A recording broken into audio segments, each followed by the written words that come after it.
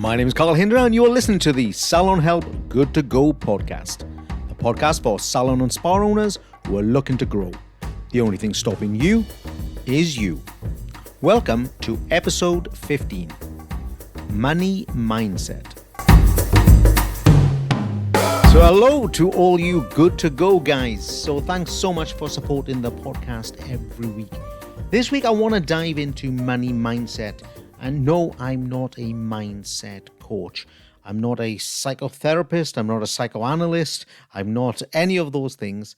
What I am is a business coach, a sales strategy coach. But look, we can't get anywhere. We can't generate any money or any sales or reach our potential if we don't understand our views, our reactions, if you like, to money.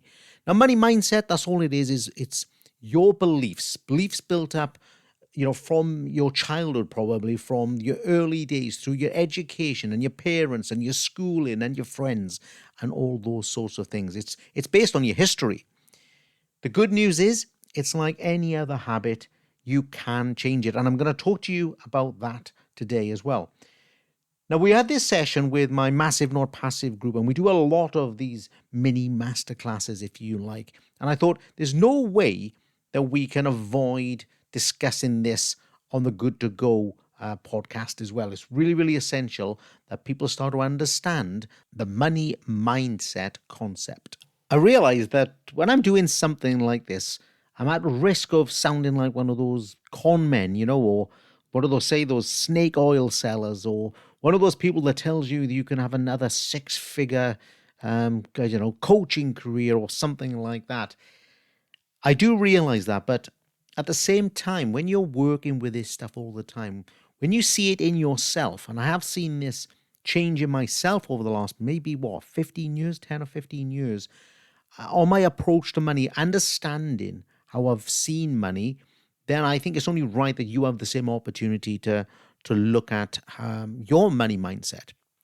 Now, it's your beliefs, all right? And we're going to talk about polarized views in a moment, but, let's give you a bit of a taster. When you start saying to yourself things like clients have no money, lots of people say that. They go on social media and they say it all the time.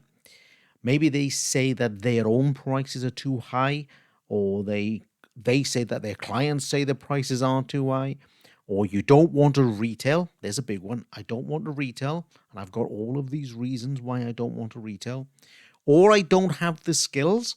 Yeah, I haven't got the skills to do that. I can't make any more money because I don't have those skills. The prices are too high. It's too much money. People haven't got enough money. I'm in the wrong area. Or maybe things like I can't get staff. There's a big one. I can't get staff. Yeah, everyone wants to be self-employed. Everybody wants to be mobile. I can't get staff. Now, all of those things stop you from getting money, don't they? Because what it's doing, it's actually saying to yourself, I've found a reason why I don't need to persist any longer, or I've got to settle for what I have because that's the maximum that I can achieve.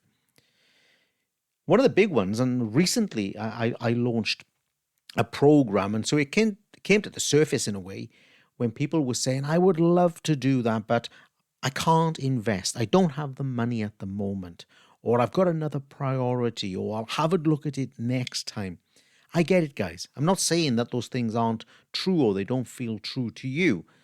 But when you don't invest in yourself, I'm talking about now, when you don't invest in yourself, that stops money flowing towards you as well.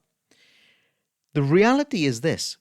If you don't believe that you can access money, that you can gather money, I use the word gather a lot. If you can't gather money through retailing, through rebooking, through selling, through whatever it is, and you've got all of those barriers, well, if you don't believe it, who will? Now, the two common areas, and we can't get through a session like this without talking about them. I mentioned earlier about polarized views and the two ways that we generally, this is kind of like a layman's term, if you like, but we know that we have two ways of looking at our money mindset. And those two mindsets are normally termed the scarcity mindset or the abundance mindset. Now, They're pretty kind of self-explanatory, but have a think about them in yourself. So a scarcity mindset means that money is kind of managing you. Now, the money scarcity side of things, it's in all of us, by the way, and it doesn't make you a bad, salon owner. It doesn't make you, not smart. None of those things. It just means that you've learned a habit, if you like, that money, in effect, is scarce.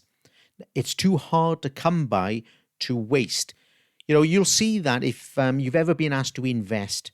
Maybe I've asked you, maybe I've said to you, look, I got this course, it's going to change your business on something like pricing or retail or recruitment.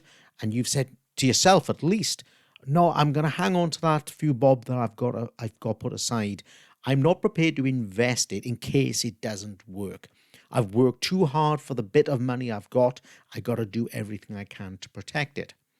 Or maybe you've seen it with something simple in terms of a system in your business. What about something like retail? Now, we know that retailing can increase your sales and your profitability very, very quickly. We all know that.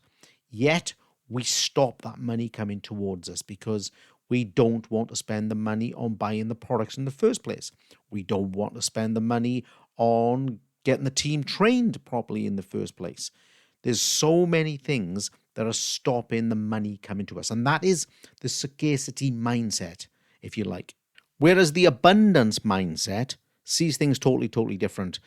Even things like investments. Now, if you've got an abundance mindset, it doesn't mean it's the opposite of scarcity, where scarcity you got to hold on to every single penny and guard it and protect it.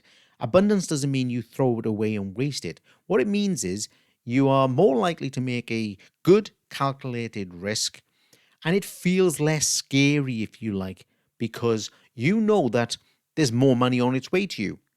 You can create as much money as you want with an abundance mindset because you know there's always a solution. You know there's always an alternative to any money problems that you have. You know that you're always going to be able to find a way because you know that money in the world is unlimited. It's a really powerful thought when you realize that there is an unlimited amount of money in the world. All you have to do is find the pathways of gathering it, or maybe start with lowering the blocks. Now, someone asked me yesterday about how do I get rid of this negative mindset or this scarcity mindset. One of the answers was, well, maybe you can't get rid of it. What you have to do is reduce it so far that enough money flows towards you. And I think that's what really happens with different levels of financial success. We don't all get rid of our money mindsets. Definitely, I identify it in myself all the time. The scarcity mindset and the abundance mindset I recognize all the time. So I believe that it's reasonable to accept that we can't deal necessarily, certainly not in a short period, with all negative mindset. And I'm talking about money in particular today. But how do we identify it? Now, this isn't something that's original to me. You will have heard it maybe 1,000 times. But you have to identify what it means to you personally. And that is usually called your money story, something like that. So your money story is basically what's in your past that's influenced you about money. Now, the big things are going to be things like your upbringing, your parents in particular, how they discuss money, how they manage money. Did they have a lot of money, so money didn't matter? Did they have not much money at all and they fought over it all the time? Did they distribute money to you and your siblings equally? Did you have the same kind of money as your friends at school? Was there a lot of money in your local economy? Was it a skint economy? Were you told to save money, save for a rainy day? Save the pennies and the pounds will follow. Money doesn't grow on trees. All of those things build up your money story. And that's an exercise worth doing, going back to your earliest memories and maybe coming right up to present day of how you have seen money. And once you understand why you behave like that, you can then start to kind of recognize it quickly. But as someone asked me yesterday, Carl, okay, let's do that. what if we do recognize all of these money faults? I don't think that's a fair term, actually, but what if we do recognize the scarcity mindset is damaging us? Well, that's okay. That's one thing. But what do we actually do about it? Now, the key thing that any mindset coach is going to tell you is that you can only overcome this mindset issue with the willingness to learn. That is the phrase, that is the cornerstone to that. In fact, when you think about it, in any coaching field, even in my area of sales development or sales strategy, unless you have a willingness to learn, then my sales strategies won't work. The retailing strategies won't work. The pricing strategies won't work. So it's just a matter of understanding that if you have a willingness to learn, then you can overcome these things. And if you don't have a willingness to learn, you can't overcome them. That's what you do. Go ahead and do your money story. Identify the reasons why you behave or feel like you do about money. And then you got to say, right, I have a willingness to learn. How do I find a way around this, if you like? I would start by thinking back about when you couldn't do something. Let's say, when you couldn't drive a car. I can remember, going on driving lessons or my first lesson and stalling the car and letting the clutch out too fast. Now, if I didn't have a willingness to learn, I wouldn't have gone on to get my driver's license. But do you have that? Do you have that willingness to actually learn? And in fact, I'll go one step further, if you like. You got to have a willingness to learn and implement. Lots of people do lots and lots and lots of courses or read books. And that is an indication that they have a willingness to learn, but then don't go and implement it. So if you don't go and implement it, by the way, we got to be positive about this. We got to realize, see, this must be the same mindset as abundance, if you like. We got to realize that if you decide to give up on your willingness to learn, your ability to change hasn't disappeared. So your ability to change is here right now, this minute. And if you combine that with a willingness to learn and implement, you're going to achieve, and those money blocks are going to fall and money will start coming towards you. But if your willingness isn't there, willingness to learn, that doesn't mean your ability has diminished. What you end up doing is finding a reason, finding an excuse, okay? Maybe you think it's down to fate. Look, I can't achieve this, Carl. I can't do this because everything I've tried doesn't work. It's impossible. Now, what we do know about human nature is that once we have found a reason to not do something that we are happy with, and you will have heard me talk about this hundreds of times, let's say it's something like, I don't know, you want to get fit or you want to lose a bit of weight or something like that. And putting medical issues aside, serious medical issues aside, let's say you want to lose weight. But you start to try and a couple of pounds come off and a couple of pounds go on. And let's say you have a look on your, prescription medicines or something like that. It says side effect of this medication is weight gain. And then you say to yourself, well, that's it then. That's the reason I can't do it.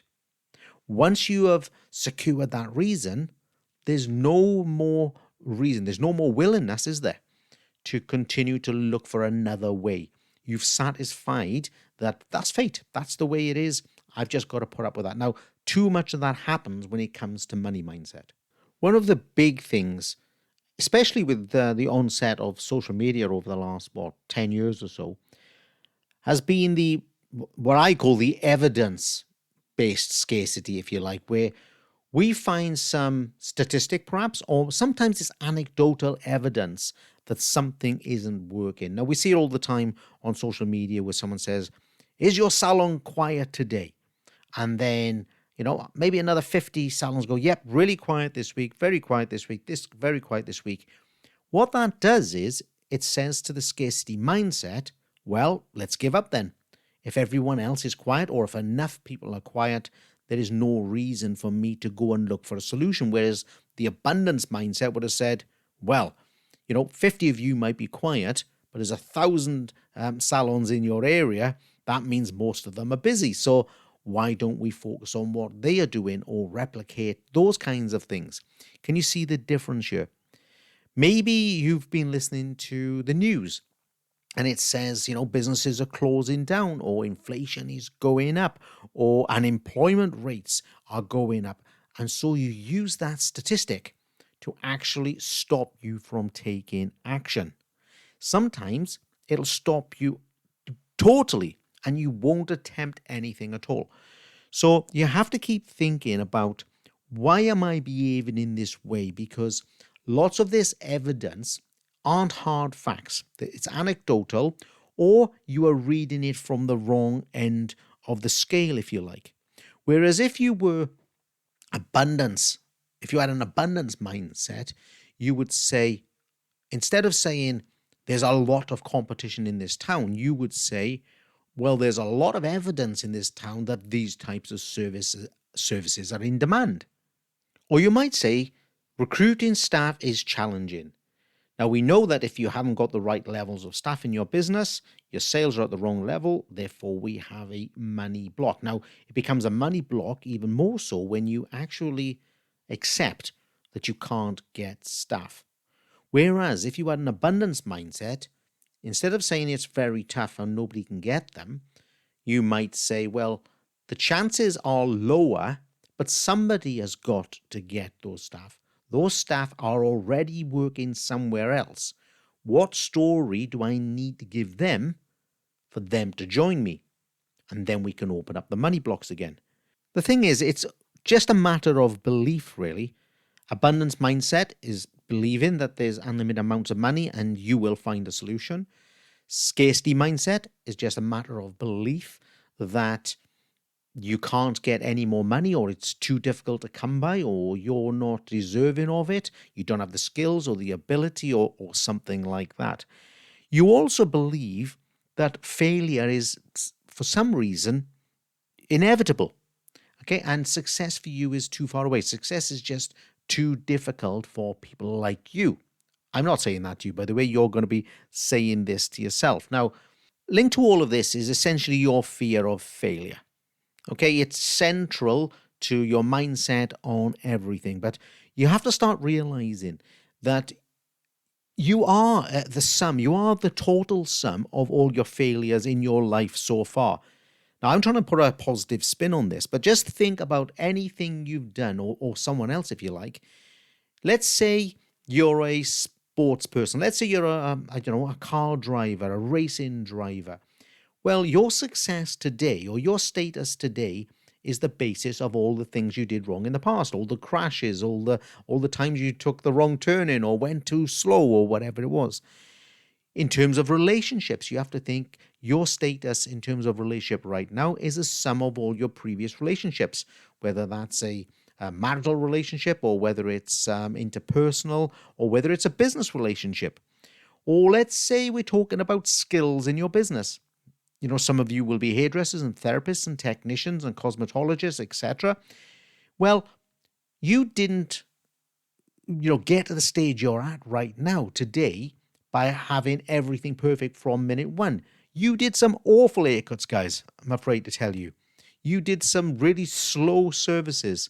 Okay, you weren't very attentive at some stages. You didn't understand everything, but you continue to keep going. And you do this in your life all the time, whether you're doing gardening or the wallpapering or anything like that. Now, failure isn't a conclusion. That's the point. Because you can't grasp all of the positive money stories, if you like, or you can't grasp the abundance concept, that doesn't mean you failed in any way. And it isn't the conclusion. It's just a stage you are passing through. We all pass through it. I pass through the failure development stage every day of my life. But look, if your mind is saying, that it doesn't like failure, and you see it as the answer, or as the finite decision, then it's going to define you. And it's going to define you with money as well. So you've got to start thinking about this mindset. Now, I'm going to repeat this a little bit, because I want you to start thinking that your money mindset hasn't got to be perfect. What you have to do is you have to recognize when it's creating a money block for you? Because we're talking about business essentially, but when is it creating a money block? Why is it creating a money block? Do I have an interest in learning how to overcome this? If I do, I can overcome it because I have the ability. If I don't have an interest in learning, then I'm going to be stuck with this status quo. And we all know, I should say, that the scarcity mindset is going to stop money coming towards you. The abundance mindset is going to give you a lot more potential in your life. It's going to give you a lot more potential in your business life. And that's all for this week.